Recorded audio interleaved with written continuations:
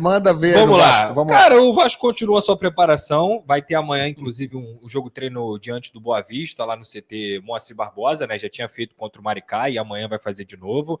O Vasco vai ter a excelente notícia, que é a volta do Adson, pelo menos por alguns minutos ele deve jogar, inclusive amanhã contra o Boa Vista. E para o jogo contra o Santos também ele está sendo preparado para poder jogar 20, 25, 30 minutos.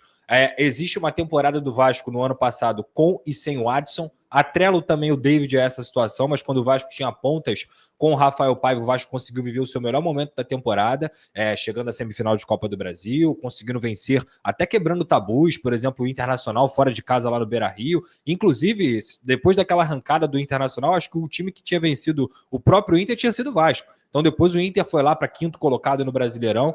Enfim, e o Adson, cara, eu acho que é um jogador que eu considero muito importante, porque ele é um ponta, mas é um ponta que constrói, é um ponta que se dedica, é um ponta que dá velocidade, dá dinâmica para o time, e ele pode ser muito importante para o Vasco nessa temporada. Então o Vasco que agora está com o Nuno, está com o Lloyd, o próprio Verratti está devendo um pouquinho e precisa voltar a ser o jogador letal que a gente sabe que ele é, natural também, por conta de tudo que a ambientação com esse time faz. Eu sou um cara que eu entendo que o futebol não dá para você demitir técnico com 2 meses, 3 meses. Vou ainda ter uma paciência com o Carille nesse início de Campeonato Brasileiro, mas não dá para também ter a paciência que eu tive no começo do ano, porque agora ele tem um reforço, agora ele tem um tempo de treino, a mesma coisa que o Renato Paiva está tendo, o Carille teve praticamente a mesma coisa, porque o Vasco saiu na semifinal e teve mais 22 dias para poder treinar.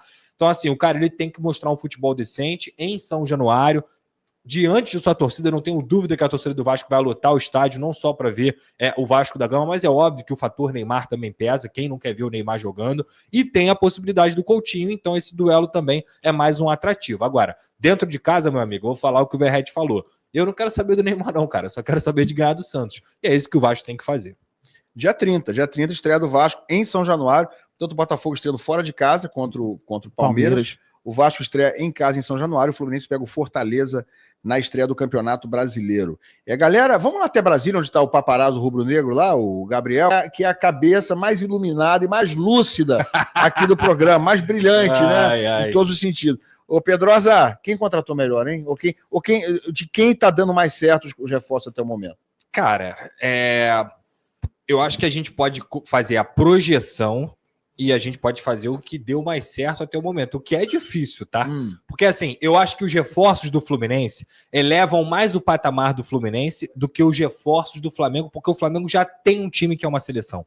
Consegue entender esse paralelo? O Canóbio, para mim, ele é um jogador que vai ser muito importante para a temporada do Fluminense. O Hércules, apesar de ter chegado agora, não tem como saber como vai ser a temporada, mas ele é um jogador que tem muito potencial para ser grande. Então, assim, nesse momento, eu acho que os reforços do Fluminense são reforços que elevam o patamar do Fluminense. Do Vasco, o Nuno é um jogador que eu tenho muita expectativa, mas não vejo tanta a elevação do patamar do Vasco da Gama acontecendo. Danilo tem tudo para ser um grande zagueiro, mas o Flamengo já tinha grandes zagueiros, o Léo Ortiz e o Léo Pereira, que não sentiram nenhuma falta do Danilo fora nos jogos. O Juninho, para mim, é uma aposta total. Apesar de ter feito uma boa final de Campeonato Carioca, é uma aposta total. Ele não eleva o patamar do Flamengo. Já o Botafogo, eu considero que as perdas do Botafogo foram mais qualificadas do que quem chegou. Mas isso não quer dizer que o Botafogo também não tenha muito potencial para poder crescer com os seus reforços. Por quê? O Santi, desculpa, eu só acho que não pode ter a capa do que aconteceu ano passado em cima desses caras. Claro. Porque esses caras, senão, vai ser muito injusto com eles. Ah, Santi, você tem que jogar igual o Thiago Almada. Vai ser 1 em 1 milhão. Ah, o Luiz Henrique, o Arthur, você tem que jogar igual o Luiz Henrique. É 1 em 1 milhão. O que tem que acontecer é o encaixe do time coletivo. Dito tudo isso, eu acho que qual time que mudou de patamar com seus reforços? Que evoluiu com os seus reforços ou pode evoluir? O Fluminense.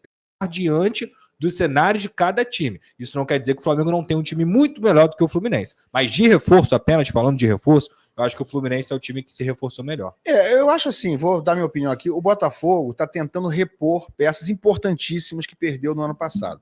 A meu ver, pelo menos por enquanto, estamos contratando pessoas que nasceram... A gente não jogou com o seu time completo e tem reforço que nem estreou. Então a gente precisa ver. O Arthur se machucou. O Arthur jogou pouco, jogou acho que 1 ou 2 jogos e estava machucado, né? E o Arthur é um reforço importantíssimo. Então, o Botafogo, ele está numa situação de ter que manter um patamar alto. né? O sarrafo tá alto do Botafogo, terminou a temporada como campeão brasileiro, campeão da Libertadores, e com um time muito encaixado, com jogadores que estavam jogando num nível altíssimo, como o Luiz Henrique, que foi embora. Então, assim, como o Almada, que foi embora. O jogador Chiquinho Soares foi embora, jogador que era importante no ano anterior. Enfim, o Botafogo também desfez, em parte, o seu grupo, mesmo de jogadores com alguma relevância, que estavam até na reserva. Então o Botafogo está tentando manter o padrão alto, o sarrafo como estava alto no ano passado. O Vasco está tentando se reforçar. Eu acho que ainda não conseguiu no mesmo nível. Ali que o Vasco briga para não cair, eu discordo completamente, tá? Não acho que o Vasco tem time para brigar para não cair. Acho que o Vasco acima disso. Tá acima disso. O Vasco tem time para ficar numa zona que ele ficou no ano passado, ali em 10º, 9º, 8º, e quem sabe encaixando esse time brigar até por uma pré-Libertadores. Mais do que isso, também não acho que tem time. Agora, brigar para não cair, eu discordo completamente. Para mim, o Vasco não vai brigar para cair. O Vasco está tentando se reforçar, melhorar a qualidade do seu elenco, mas estou de acordo com o Pedrosa. A princípio, pelo menos até agora, não são jogadores que tenham se provado por enquanto, né? Ninguém despontou, se falou, esse cara está fazendo um começo de ano muito promissor.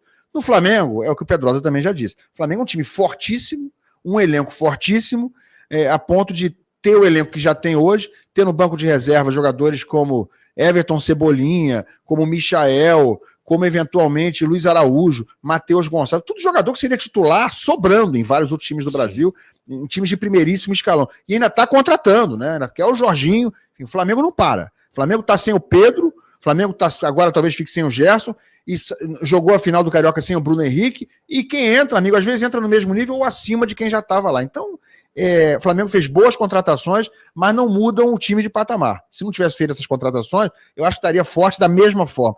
E o Fluminense, na teoria e discretamente na prática até agora, vou concordar com o Pedrosa e vou acrescentar algumas coisas, o Fluminense, sim, esse está tentando mudar de patamar em relação ao ano passado. Mudar de verdade, né? O Fluminense é um time envelhecido, com poucas opções de jogadores jovens, o pessoal da base ainda não se consolidou no time de cima, então o Canóbio é um jogador jovem, o Hércules é um jogador jovem, mas ambos já com uma certa rodagem, já com um pouquinho de casca, não são meninos da base. O Fluminense contratou agora 2 jovens muito bons, pelo menos muito promissores teoricamente, o Lescano, contratou o Lavega, são 2 jogadores que ainda não estrearam, mas que podem acrescentar muito, e trouxe ali umas coisas ali também que a galera não gostou muito, tipo o René, tipo o Freitas, jogador argentino que era um desconhecido, e que já deu as suas pataquadas no campeonato. Portanto, galera, você conseguiu acompanhar nesse momento as palavras da galera da Placar TV, né? Analisando todos os reforços que os cariocas tiveram,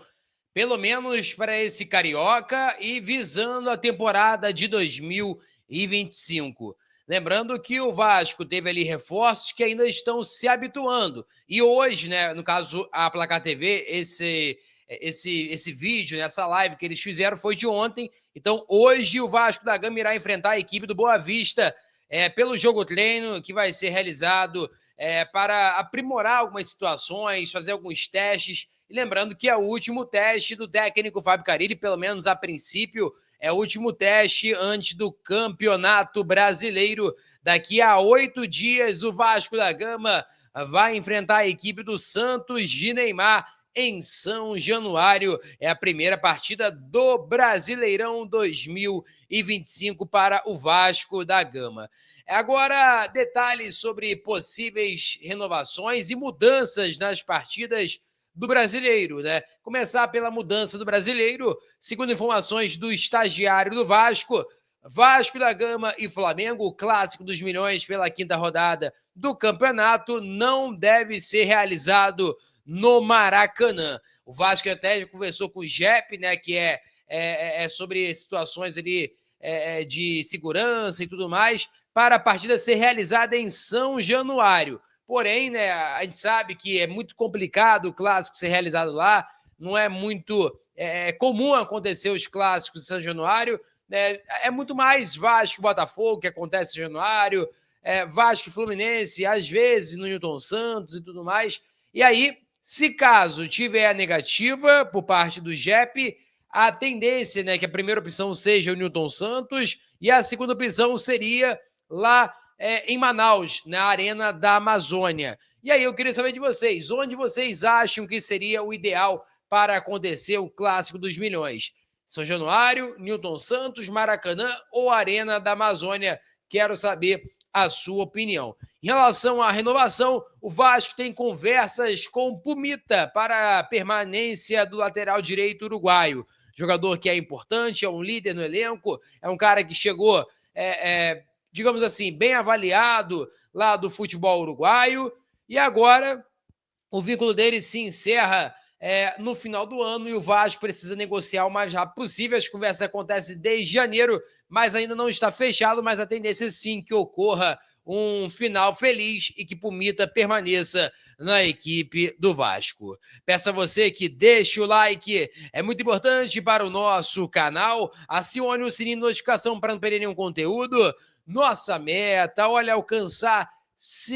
Rapaz, ia falar 50 mil, mas já passamos essa meta. Agora 60 mil.